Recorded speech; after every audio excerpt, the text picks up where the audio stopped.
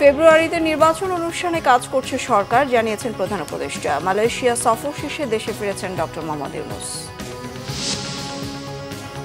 কেউ বললেই নির্বাচন বন্ধ বা পিছিয়ে যাবে না, বললেন অর্থ উপদেষ্টা। ধমক দিয়ে ভোট বন্ধ করা যাবে না, হুঁশিয়ারি বিএনপি নেতাদের।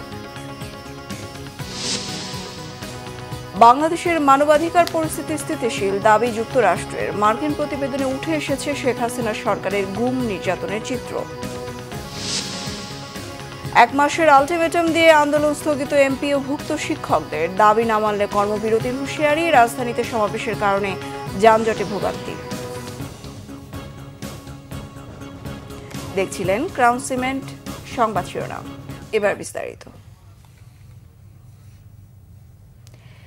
3 দিনের রাষ্ট্রীয় সফর শেষে মালয়েশিয়া থেকে দেশে ফিরেছেন প্রধান উপদেষ্টা ডক্টর মোহাম্মদ ইউনূস। বুধবার রাত 9টার পর হযরত শাহজালাল আন্তর্জাতিক বিমানবন্দরে এসে পৌঁছান তিনি।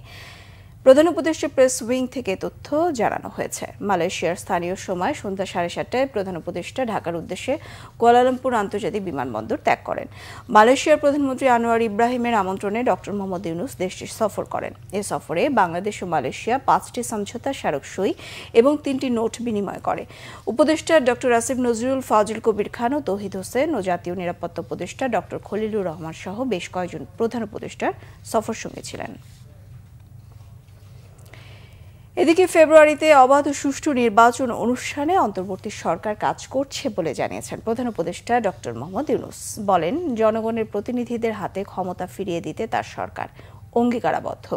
গতকাল মালয়েশিয়ার কেপাসাং বিশ্ববিদ্যালয়ে বক্তব্যে তিনি এসব কথা বলেন। সামাজিক ব্যবসায় বিশেষ অবদানের জন্য বিশ্ববিদ্যালয়টি প্রধান উপদেষ্টাকে সম্মানসূচক ডক্টরেট ডিগ্রি প্রদান করেন। রকুনুজ্জামানের রিপোর্ট। মালয়েশিয়া সফরে তৃতীয় দিনে প্রধান উপদেষ্টা অধ্যাপক মোহাম্মদ ইউনূস কেবাংসান বিশ্ববিদ্যালয়ের শিক্ষার্থীদের সাথে এক অনুষ্ঠানে যোগ দেন। সামাজিক ব্যবসায় বিশেষ অবদানের জন্য মালয়েশিয়ার এই বিশ্ববিদ্যালয় প্রধান উপদেষ্টাকে সম্মানসূচক ডক্টরেট ডিগ্রিতে ভূষিত করে। Our government is focused on ensuring peace and stability.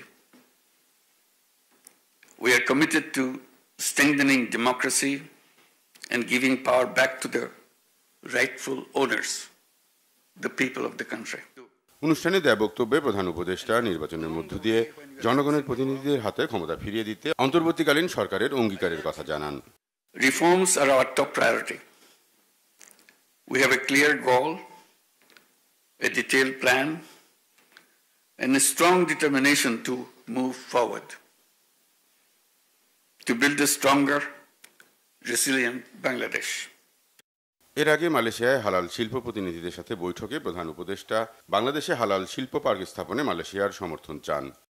পরে প্রধান উপদেষ্টার সাথে মালয়েশিয়ার শিক্ষামন্ত্রী ফাহমিদা সিদ্দিক দেখা করেন। মালয়েশিয়ায় বাংলাদেশি শিক্ষার্থীদের জন্য গ্র্যাজুয়েট প্লাস ভিসা দেওয়ার সম্ভাবনা দেখা দিয়েছে। মানবাধিকার সংগঠন ফোরাম এশিয়ার চেয়ারম্যান জেরাল্ড জোসেফও প্রধান উপদেষ্টার সাথে দেখা করেন। মালয়েশিয়ায় জাতীয় বিশ্ববিদ্যালয় কেবাংসান বিশ্ববিদ্যালয়ের চ্যান্সেলর নেগ্রি সাম্বালান রাজ্যের রাজার সাথেও দেখা করেন প্রধান উপদেষ্টা। রকুনুজ্জামান, বাংলা ভিশন, ঢাকা। কেউ বললে নির্বাচন বন্ধ হবে বা পিছিয়ে যাবে এমনটি মনে করার কোনো কারণ নেই। যারা বলছেন এগুলো তাদের রাজনৈতিক বক্তব্য বলে মনে করেন অর্থ উপদেষ্টা ডক্টর সালেউদ্দিন আহমেদ। বুধবার সচিবালয়ে সর্বজনীন পেনশন স্কিমের অ্যাপ ইউ পেনশনের উদ্বোধন করেন অর্থ উপদেষ্টা ডক্টর সালেউদ্দিন আহমেদ। এ সময় তিনি বলেন, ফেব্রুয়ারিতে নির্বাচন অনুষ্ঠানের জন্য সব ধরনের সহায়তা করে যাচ্ছে অর্থ মন্ত্রণালয়। নির্বাচনকে সামনে রেখে কালো টাকার সকল উৎস বন্ধ করার চেষ্টা করা হচ্ছে। ঋণ খেলাপি কেউ যাতে নির্বাচনে অংশ নিতে না পারে সেজন্য নির্বাচন কমিশন ব্যবস্থা নেবে বলেও জানান অর্থ উপদেষ্টা। নির্বাচনে আইন শৃঙ্খলা পরিস্থিতি ঠিক রাখতে অর্থ মন্ত্রণালয় বরাদ্দ দিয়ে যাচ্ছে বলেও ডক্টর সালেউদ্দিন আহমেদ উল্লেখ করেন। আমি কত কথা বলছি, বন্ধ করে দাও, হল বন্ধ করে দাও বলছে নাকি, আমার কথা কি হল বন্ধ হয়ে গেছে নাকি? তখন মারামারি করি না আর কি, পারি নাই মারামারি। না, কালো টাকা যেটা আমরা কালোটা দুইটা জিনিস হলো, একটা হলো উৎসটা আর একটা হলো প্রসেসটা। আমরা চেষ্টা করছি উৎসটা বন্ধ করতে। উৎসটা মোটামুটি কিন্তু এখন ওই লোন যারা নেয়, আগে তো ব্যাংকের মালিক, ইন্ডাস্ট্রির মালিক, টেলিভিশনের মালিক, নিউজ পেপারের মালিক, ফ্ল্যাটের মালিক, সব একজনই, সে ডিসাইড করবে। এখন তো এটা হচ্ছে না, এখন তো একটা মোটামুটি একটু চেক অ্যান্ড ব্যালেন্স কিছু আছে, সব সেটা ঠিক করবে, ভালো হবে। আমরা যথাসামর্থ্য সাপোর্ট দিচ্ছে অর্থ মন্ত্রণালয় থেকে, ল অ্যান্ড অর্ডারের জন্য যা যা লাগে এই সে। ধমক দিয়ে নির্বাচন বন্ধ করা যাবে না বলে জানিয়েছেন বিএনপির স্থায়ী কমিটির সদস্য ডাক্তার AZM জাহিদ হোসেন। তিনি বলেন, একটি পক্ষের নির্বাচন হতে না দেওয়ার হুমকিকে স্বৈরাচারের পদধ্বনি এবং নির্বাচন বানচালের ষড়যন্ত্র হিসেবে দেখছে বিএনপি। পেছনের দরজা দিয়ে ক্ষমতায় বসতে আগ্রহীরাই সংখ্যানুপাতিক পদ্ধতির ভোট চান বলে জানান বিএনপি নেতারা। আরও জানাচ্ছেন সিকান্দার রহমান। বিএনপির প্রতিষ্ঠাতা শহীদ রাষ্ট্রপতি জিয়াউর রহমানের মাজারে চিকিৎসক সংগঠন ডক্টরস অ্যাসোসিয়েশন অব বাংলাদেশ ড্যাবের নবনির্বাচিত কমিটির সদস্যরা শ্রদ্ধা নিবেদন করেন। এ সময় বিএনপির স্থায়ী কমিটির সদস্য ডাক্তার AZM জাহিদ হোসেন বলেন, প্রধান উপদেষ্টা বারবার ফেব্রুয়ারিতে নির্বাচন আয়োজনের কথা বলছেন, অথচ একটি অংশ নানান দাবিতে নির্বাচন না হবার হুমকি দিচ্ছেন। যারা আজকে ধমক দেন নির্বাচন হতে দিবেন না, তারা কি ভেবে দেখেছেন জনগণ কি এটা চায়? জনসমর্থন কি এটাতে আছে?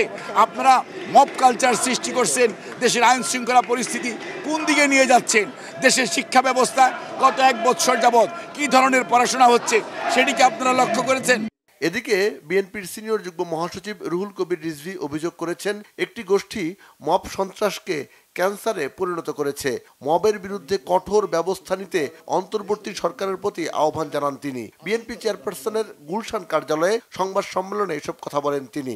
পিআর পদ্ধতি হঠাৎ করে এটা ইন্ট্রোডিউস করা হচ্ছে, যে সময় সবাই একটা অবাধ সুষ্ঠু নির্বাচন চাচ্ছে, সেই মুহূর্তে এই পিআর আনুপাতিক নির্বাচন, এই নির্বাচনটা আমার মনে হয় যে এটা একেবারেই উদ্দেশ্য প্রণোদিত। এর মধ্যে আমার মনে হয় যে অন্তর্গত কোনো স্বচ্ছতা নেই।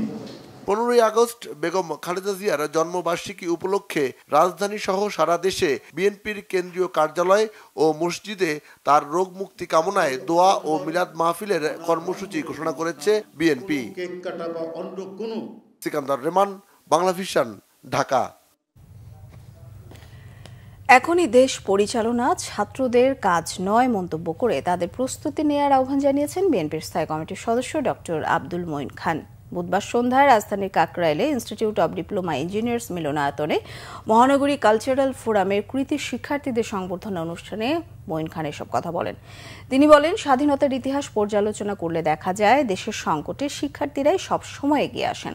দেশ গড়ায় ছাত্রদের অবদান ভুলে গেলে চলবে না বলেও মনে করেন তিনি। বলেন, আজকের ছাত্ররা প্রতিবাদ করছে অসীম সাহসে। মঈন খান বলেন, ৭১-এর দেশের স্বাধীনতার সূচনা করেছিল ছাত্ররা। তারা বারবার রাজপথে নেমে আসে উল্লেখ করে বিএনপির নেতা বলেন, স্বৈরাচার এরশাদের বিরুদ্ধে ছাত্ররাই জেগে ওঠে এবং 2024-এ তারা ফ্যাসিবাদ হটাতে নেতৃত্ব দেয়। পরিচালনা করবে এটা কোনো যুক্তির কথা হতে পারে না। ছাত্রদের আগে নিজেদের প্রস্তুত করতে হবে। 2024-এর যে ছাত্র আন্দোলনের যারা নেতৃবৃন্দ ছিলেন তারা এই কথাটি পছন্দ করতে পারেন, নাও করতে পারেন, তাতে আমার কিছু আসে যায় না। আমি শিক্ষক হিসাবে যেটা সঠিক মনে করি আমি কিন্তু সে কথাই বলি। আশঙ্কার কোনো কারণ নেই। এই দেশের পরিচালনার ভার তো আজকের যারা ছাত্র তারাই তো আগামী দিনের দেশের পরিচালক, কর্তা, বিধাতা। কিন্তু সেই কাজের জন্য আজকে যদি তারা ক্লাসরুমের বাইরে চলে যান, যদি তাদের প্রস্তুতি সম্পন্ন না হয়ে থাকে, তাহলে পরবর্তীতে তাদের যে দায়িত্ব এই দেশকে পরিচালনা, সেই দায়িত্ব তো তারা সঠিকভাবে পালন করতে পারবেন না। রাজুকের প্লট দুর্নীতির অভিযোগে করা আলাদা 3 মামলায় সাবেক প্রধানমন্ত্রী শেখ হাসিনা ও তার বোন শেখ রেহানা এবং তার 2 সন্তান সহ 22 জনের বিরুদ্ধে সাক্ষ্য গ্রহণ শেষ হয়েছে। আগামী 28 আগস্ট ঢাকার 4 নম্বর বিশেষ জজ আদালতের বিচারক মোহাম্মদ রবিউল আলমের আদালত পরবর্তী সাক্ষ্য গ্রহণের তারিখ ধার্য করেন। রাজুকের প্লট বরাদ্দের জন্য সাবেক প্রধানমন্ত্রীর উপর চাপ প্রয়োগ করেন টিউলিপ সিদ্দিক বলে আদালতে জানান দুদকের উপপরিচালক সালাউদ্দিন। বলেন, শেখ হাসিনা তার ক্ষমতার অপব্যবহার করে নিজের বোন রেহানাকে প্লট বরাদ্দের জন্য সংশ্লিষ্ট কর্মকর্তাদের নির্দেশ দেন। শেখ হাসিনা ও তার ছেলে মেয়ের নামে প্লট বরাদ্দের বিষয়ে টিউলিপ সিদ্দিক জানতে পেরে নিজের নামেও একই জায়গায় প্লট বরাদ্দের জন্য সাবেক প্রধানমন্ত্রীর উপর চাপ প্রয়োগ করেন বলে জানান। শেখ রেহানা, টিউলিপ সিদ্দিক ও রেদওয়ান মুজিব সিদ্দিক রাজুকের নির্ধারিত ফর্মে কোনো আবেদন করেননি। এছাড়াও রাজধানীতে একাধিক স্থাবর সম্পত্তি থাকা সত্ত্বেও শেখ রেহানা ও রেদওয়ান দেওয়ান মুজিব সিদ্দিক রাজুকের আবাসন নীতিমালার লঙ্ঘন করে প্লট বরাদ্দ নেন। গত 31 জুলাই এসব মামলায় চার্জ গঠন করে বিচার শুরুর আদেশ দেন আদালত। চার্জ গঠন শুনানির সময় আসামিরা পলাতক থাকায় তাদের বিরুদ্ধে গ্রেফতারি পরোয়ানা জারি করা হয়। জুলাই আগস্টের গণ অভ্যুত্থানের সময় আশুলিয়ায় 5 মরদেহের সঙ্গে জীবিত একজনকে পোড়ানো সহ 7 জনকে হত্যার মামলায় অভিযোগ গঠনের বিষয়ে আদেশের জন্য 21 আগস্ট দিন ধার্য করেছে আন্তর্জাতিক অপরাধ ট্রাইব্যুনাল। বিচারপতি নজরুল ইসলাম চৌধুরীর নেতৃত্বে ট্রাইব্যুনাল 2 বুধবার অভিযোগ গঠনের শুনানি শেষে আদেশ দেন। এছাড়া চাংখারপুলে 6 জনকে হত্যা মামলার সাক্ষীদের পরবর্তী সাক্ষ্য গ্রহণ 20 আগস্ট। নাবিল জাহাঙ্গীরের রিপোর্ট।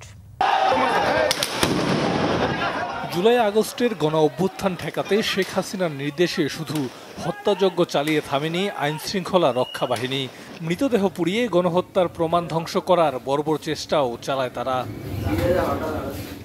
ফ্যাসিস্ট সরকারের পতনের দিন 5 আগস্ট আশুলিয়ায় গুলি করে হত্যার পর 5 জনের মৃতদেহ এবং একজনকে আহত অবস্থায় পুড়িয়ে দেয় পুলিশ। এই মামলার অভিযোগ গঠনের শুনানি শেষে 21 আগস্ট আদেশের দিন ধার্য করেছে ট্রাইব্যুনাল 2। আজকে আসামি পক্ষের আইনজীবীরা তাদের এই মামলা থেকে অব্যাহতি চেয়ে তারা তাদের পক্ষে শুনানি করেছেন এবং আগামী 21 আগস্ট 2025 তারিখে এই চার্জ গঠনের উপরে আদেশের জন্য দিন ধার্য আছে। ওই দিন নির্ধারণ হবে যে আসামির বিরুদ্ধে চার্জ গঠন হবে নাকি ওনারা এই অভিযোগ থেকে অব্যাহতি পাবেন। এদিকে চানখারপুলে শহীদ আনাস সহ 6 জনকে গুলি করে হত্যার মামলায় তৃতীয় দিনের মতো সাক্ষ্য গ্রহণ চলে ট্রাইব্যুনাল 1-এ। বুধবার এই মামলায় সাক্ষ্য প্রদান করেন শহীদ মোহাম্মদ ইয়াকুবের মা রহিমা আক্তার ও চাচা শহীদ আহমেদ। যে 6 জনকে চাংখারপুলে নির্মমভাবে হত্যা করা হয়েছিল তাদের বাবা মা, তারা সরাসরি যারা প্রত্যক্ষ করেছে সাক্ষী, যারা ভিডিও ধারণ করেছে, তারা এসে ট্রাইব্যুনালে সাক্ষ্য ইতিমধ্যে দিয়ে গিয়েছে। প্রত্যক্ষদর্শী সাক্ষী শহীদ আহমেদ জানান 5 আগস্ট চানখারপুলে মোতায়েন পুলিশ সদস্যদের কয়েকজনকে হিন্দিতে কথা বলতে শুনেছেন তিনি। নাবিল জাহাঙ্গীর, বাংলা ভিশন, ঢাকা। বৈশ্বিক মানবাধিকার পরিস্থিতি নিয়ে যুক্তরাষ্ট্রের বার্ষিক প্রতিবেদনে বলা হয়েছে বাংলাদেশের মানবাধিকার পরিস্থিতি স্থিতিশীল হলেও কিছু উদ্বেগ রয়ে গেছে। দেশে দেশে মানবাধিকার পরিস্থিতির বিশদ বর্ণনা থাকলেও এতে অনুপস্থিত গাজা ইসরায়েলের বর্বরতার ভয়াবহতা। বাংলাদেশ নিয়ে 31 পৃষ্ঠার প্রতিবেদনটি প্রকাশ করেছে মার্কিন পররাষ্ট্র দপ্তর। এতে সাবেক প্রধানমন্ত্রী শেখ হাসিনা সরকারের আমলে আইন শৃঙ্খলা বাহিনীর অংশগ্রহণে ব্যাপক হারে বিচার বহির্ভূত হত্যা, গুম, খুন, অমানবিক নির্যাতনের অভিযোগ আনা হয়েছে। বলা হয়েছে শেখ হাসিনার আমলে বাক স্বাধীনতা হস্তক্ষেপ, গণমাধ্যমের কণ্ঠরোধ আর সংবাদকর্মীদের বেআইনি গ্রেফতার, নির্যাতন, কারাগারে পাঠিয়ে স্বাধীন সাংবাদিকতায় ভীতি সৃষ্টির অপচেষ্টা হয়েছে।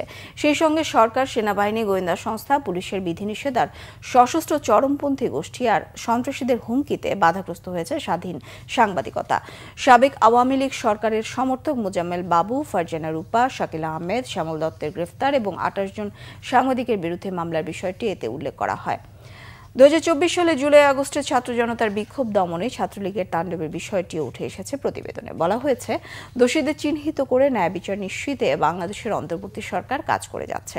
এজন্য প্রচলিত আদালতের পাশাপাশি আন্তর্জাতিক অপরাধ ট্রাইব্যুনালেও বিচার চলছে।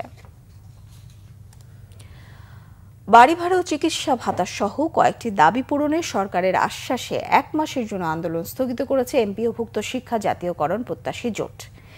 এর আগে জাতীয় প্রেস ক্লাবের সামনে আয়োজিত শিক্ষক সমাবেশ থেকে এসব দাবি জানান সারা দেশ থেকে আসা শিক্ষকরা। কয়েক হাজার শিক্ষকের এই সমাবেশের কারণে প্রেস ক্লাব ও আশপাশের সড়কে বুধবার সকাল থেকে বন্ধ হয়ে যায় যান চলাচল। আরও জানাচ্ছেন শুভ মাহফুজ। দেশের সব এমপিওভুক্ত শিক্ষা প্রতিষ্ঠানকে জাতীয়করণ সহ কয়েকটি দাবিতে পূর্ব ঘোষিত সমাবেশে অংশ নিতে বুধবার সকাল থেকে জাতীয় প্রেস ক্লাবের সামনে জড়ো হতে থাকেন সারা দেশ থেকে আসা বেসরকারি শিক্ষক কর্মচারীরা। কয়েক হাজার শিক্ষক কর্মচারীর এই সমাবেশের কারণে পল্টন থেকে হাইকোর্ট ও শাহবাগ অভিমুখী সড়কে যান চলাচল বন্ধ হয়ে যায়। এ সময় দাবি আদায়ের পক্ষে বিভিন্ন স্লোগান দিতে থাকেন শিক্ষকরা। সমাবেশে আসা শিক্ষকরা জানান, বর্তমান উচ্চ মূল্যের বাজারে সামান্য বেতনে পরিবার চালানোই কষ্টসাধ্য। অত অল্প বেতনে এই মানবেতর জীবনযাপন করতে গিয়ে শুধু আমরা অর্থনৈতিকভাবেই যে দৈন্যের শিকার হচ্ছি তা নয়, বরং সামাজিকভাবেও আমরা হেয় প্রতিপন্ন হচ্ছি। শিক্ষকরা মানবেতর জীবনযাপন করতেছে, বাড়ি ভাড়া চিকিৎসা ভাতা সব কিছুতে আমাদের প্রতি যে বৈষম্য, এটা তো হওয়া উচিত না। জাতীয়করণ করলে বাড়ি ভাড়া, চিকিৎসা ভাতা, বিনোদন ভাতা, উৎসব ভাতা, সার্বজনীন বদলি সব একের মধ্যে সব চলে আসবে।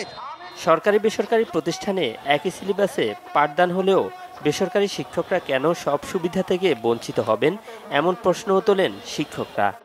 সরকারি প্রতিষ্ঠানও যে কারিকুলাম পড়া, আমরা বেসরকারি প্রতিষ্ঠানও সেই একই কারিকুলাম পড়াইতেছি। একটাই শিক্ষকের পরিচয়, কিসের সরকারি শিক্ষক, কিসের বেসরকারি শিক্ষক। আমাদের এক দফা এক দাবি, জাতীয়করণ। জাতীয়করণ যদি এই জাতীয়করণ না মেনে নেয় তাহলে আমরা রাজপথ ছাড়বো না। সমাবেশ থেকে 10 জনের একটি প্রতিনিধি দল সচিবালয়ের শিক্ষা উপদেষ্টার সাথে দেখা করতে গেলে দাবি আদায়ের আশ্বাসে কর্মসূচি স্থগিত করেন শিক্ষকরা। তবে 1 মাসের মধ্যে সব দাবি পূরণ না হলে আগামী 15 সেপ্টেম্বর থেকে টানা কর্মবিরতির হুঁশিয়ারিও দেন তারা। শুভ মাহফুজ, বাংলা ভিশন, ঢাকা। জাতীয় নির্বাচনের খবর দেশে বিদেশে ছড়িয়ে পড়ায় বিনিয়োগকারী উদ্যোক্তারা প্রস্তুতি নিচ্ছেন বলে জানিয়েছেন বিএনপির স্থায়ী কমিটির সদস্য আমির খসরু মাহমুদ চৌধুরী। তিনি জানান, বিএনপি ক্ষমতায় গেলে শেয়ার বাজার উন্নয়নে সর্বোচ্চ অগ্রাধিকার দেওয়া হবে। দেশকে টাকা ছাপানো, ঋণ নির্ভরতা থেকে বের করে বিনিয়োগের অর্থনীতিতে পরিণত করার আশ্বাসও দেন তিনি। বুধবার সম্মেলনে বিনিয়োগ সুরক্ষায় রাজনৈতিক সহিংসতা পরিহারের আহ্বান জানালেন বিদেশি বিনিয়োগকারীরা। জিয়াউল হক সবুজের রিপোর্টে বিস্তারিত। দেশের ইতিহাসে সবচেয়ে বড় শেয়ার কেলেঙ্কারির ঘটনা ঘটে 2010-11 সালে। এ সময় কারসাজির মাধ্যমে দেশের পুঁজিবাজার থেকে 1 লাখ কোটি টাকা আত্মসাৎ করে শক্তিশালী ব্যবসায়িক গোষ্ঠী। এরপর 1.5 দশক ধরে পতনের বৃত্তে ঘুরপাক খেলেও এখন আশা জাগাচ্ছে পুঁজিবাজার। বিদেশি বিনিয়োগ বিষয়ক এই সম্মেলনে দেশি বিদেশি উদ্যোক্তারা জানালেন, বিনিয়োগের পরিবেশ নিশ্চিতে জরুরি রাজনৈতিক স্থিতিশীলতা। You shouldn't be doing things like violence. No violence, please.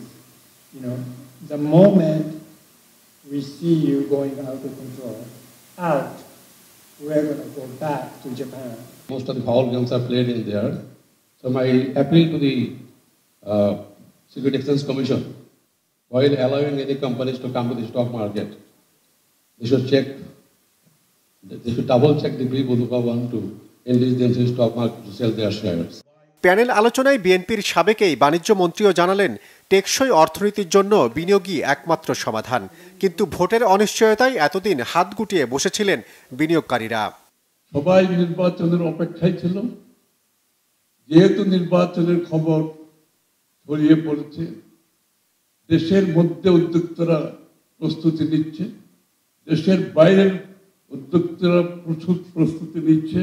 আমরা ওই টাকা ছাপানোর থেকে, ঋণ নেওয়ার থেকে বাংলাদেশের অর্থনীতিকে বিনিয়োগের দিকে নিয়ে যাব আগামী দিনে। সেই প্রস্তুতি নিচ্ছি। আগামী দিনের বাংলাদেশের জন্য দেশি বিনিয়োগ, বিদেশি বিনিয়োগ এবং ক্যাপিটাল মার্কেট আমাদেরকে উচ্চ পর্যায়ে নিয়ে যেতে হবে। এর আগে সম্মেলনের উদ্বোধনী অনুষ্ঠানে প্রধান উপদেষ্টার বিশেষ সহকারী ডক্টর আনিসুজ্জামান চৌধুরী জানান, শেয়ার বাজার চাঙ্গা করতে নিয়ন্ত্রক সংস্থা বিএসইসির পাশাপাশি সব ক্ষেত্রেই সংস্কার করা হচ্ছে। জিয়াউল হক সবুজ, বাংলা ভিশন, ঢাকা। জুলাই সনদের ভিত্তিতে আগামী নির্বাচন হতে হবে বলে দাবি জানিয়েছে জামায়াতে ইসলামী বাংলাদেশ। দলটির নায়েবে আমির ডাক্তার সৈয়দ আব্দুল্লাহ মোহাম্মদ তাহের বলেছেন, এর আগে নির্বাচন সুষ্ঠু হওয়ার সব বিষয় স্পষ্ট করতে হবে। বুধবার বিকেলে রাজধানীর বিজয়নগরে ঢাকা মহানগর জামায়াতে আয়োজিত বিক্ষোভ সমাবেশে ডাক্তার আব্দুল্লাহ মোহাম্মদ তাহের এ কথা বলেন। জুলাই ঘোষণা ও জুলাই সনদের আইনগত ভিত্তির দাবিতে এই কর্মসূচির আয়োজন করা হয়। তিনি বলেন, জামায়াত ইলেকশন চায়, সিলেকশন নয়। আগামী নির্বাচন একটি ডিজাইনের মাধ্যমে আয়োজন করে জনগণের ভোটাধিকারকে আবারও হরণের ষড়যন্ত্র চলছে বলে অভিযোগ করেন ডাক্তার আব্দুল্লাহ মোহাম্মদ তাহের। বলেন, যদি সেরকম সাজানো নির্বাচন হয়, বিদেশের ডিজাইনে নির্বাচন হয়, তবে মানুষ জীবন ও রক্ত দিয়ে একটি সুষ্ঠু নির্বাচন আদায় করবে। তিনি বলেন, জামায়াতে ইসলামী নির্বাচনে যেতে চায়। ভোটে নির্বাচিত সরকারের মাধ্যমে যারা জুলাই সনদের আইনি ভিত্তি দিতে চায়, তাদের উদ্দেশ্য ভালো নয় বলে মন্তব্য করেন তিনি। সমাবেশ শেষে বিক্ষোভ মিছিল বের করা হয়। নির্বাচন চাই, যারা এই নির্বাচনের এই পরিবেশ তৈরিতে নানা কথায় নানা অজুহাতে বাধা সৃষ্টি করে ধূম্রজাল তৈরি করে তারাই নির্বাচন নিয়ে ষড়যন্ত্র করছে। এবার ভারতকে অবাধ্য বলে অভিহিত করেছেন যুক্তরাষ্ট্রের ট্রেজারি মন্ত্রী স্কট বেসেন্ট। কম দামে রুশ তেল কেনায় মন্তব্য তার।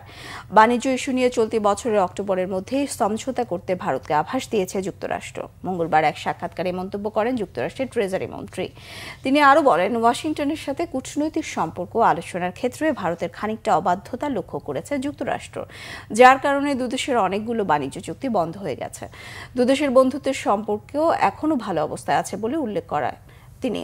এর আগে গেল সপ্তাহে মার্কিন প্রেসিডেন্ট ট্রাম্প বলেন, শুল্ক পরিস্থিতি সমাধান না হওয়া পর্যন্ত ভারতের সাথে আলোচনায় অগ্রসর হবে না যুক্তরাষ্ট্র। তার অভিযোগ, রুশ তেল কিনে রাশিয়াকে যুদ্ধের জন্য অর্থ যোগাচ্ছে ভারত। পাল্টা জবাবে ভারত বলেন, দেশের জনসাধারণের স্বার্থেই রাশিয়া থেকে তেল কিনেছে ভারত। এরপর 6 আগস্ট ভারতের উপর অতিরিক্ত আরো 25% সহ মোট 50% শুল্ক আরোপ করেন মার্কিন প্রেসিডেন্ট ডোনাল্ড ট্রাম্প। সংবাদ শেষ করব ক্রাউন সেভেন শিরোনামগুলো আরো একবার জানিয়ে।